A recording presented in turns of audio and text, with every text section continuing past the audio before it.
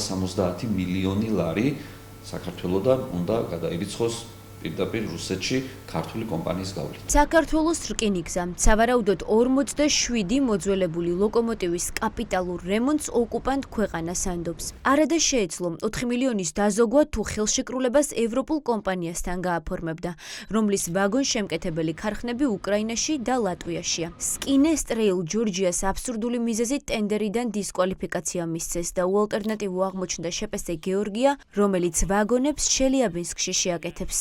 საქართველოს რკინიგზას ჰქონდა შანსი, რომ შეერჩია ევროპული ქარხანა, რომელიც რეაბილიტაციას გაუკეთებდა ელმავლებს, მაგრამ სამწუხაროდ ორი არჩევანიდან საქართველოს რკინიგზამ აირჩია რუსული კომპანია, სადაც ძალიან მაღალია რისკი სანქციებთან მიმართებაში. ამ კონკრეტულ შემთხვევაში ჩვენ ვნახეთ, რომ მოხდა უკრაინული კომპანიის დისკვალიფიკაცია, რაც სახელმწიფო ბიუჯეტს უკვე დაუჯდა 4 მილიონი ლარი, ესეც იმის გათვალისწინებით, რომ ჯერ არ ვიცით საბოლოოდ როგორი იქნება აი ამ გამარჯვებული კომპანიის მიერ მოწოდებული მომსახურების ხარისხი და საერთო ჯამში ეს არ არის არც პირველი და არც უკანასკნელი არაქართული საქმე, რომელსაც ქართული ოცნება ახორციელებს. ქართული კომპანია, რომლის გავლითაც ასობით მილიონი ლარი რუსეთში გადაირიცხება საქართველოს რკინიგზასთან 2023 წელსაც თანამშრომლობდა.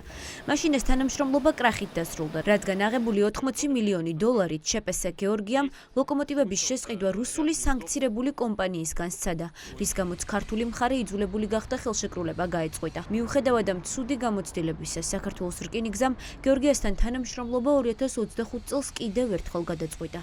ეს ორი რუსული კომპანია პირველად არ მიიღებს მონაწილეობას საქართველოს რკინიგზის ელმავლების და თმომავლების შეკეთებაში, მათთან უკვე დაახლოებით 54 მილიონ ლარიანი ერთი კონტრაქტი არის და სხვა კონტრაქტებიც არსებობს. ეს ჩემთვის პირდაპირ მიანიშნებს მათ შორის კორუფციული გარიგების არსებობის შესაძლებლობასაც ატკატებს, რომელიც რუსულ კომპანიებთან ურთიერთობაში გაცილებით ადვილად მისაღწევია. ფიქრობ ძალიან დიდი რისკის შემცველია, იმიტომ რომ რუსეთში ქარხნები ძალიან სწრაფად სანქცირდება და შეიძლება ხა გააფორმო მსხვილი კონტრაქტი და აღმოჩნდეს, რომ ეს ქარხანა შემდეგ დასანქცირდეს. რა ისიც მოხდა კიდევ გასული წლის ზაფხულში, ასევე იყო მსხვილი კონტრაქტი, იგივე კომპანია იყო მაშინაც შუამავალი კომპანია ქართული, რომელიც ახლა არის. ევროპული კომპანიის დოკუმენტაცია საქართველოს რკინიგზამ 2 მისამართის გამო დაახარვეზა.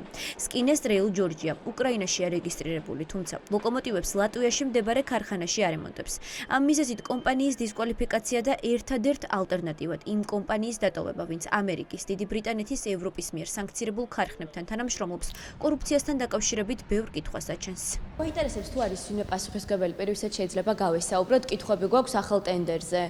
ისევ ევროპულ კომპანიას ეთქვა უარი და ისევ რუსულთან ფორმდება ხელშეკრულება და გვინდა რომ იმას დაურეკეთ, ყველა პასუხის გასცემად ის. აქ ადგილზე არავინ არის, ვისაც შეიძლება რომ გავესაუბროთ? აი ვინმეს რომ დაუძახოთ. დაურეკოთ, მე დასვის სამსახური ვარ.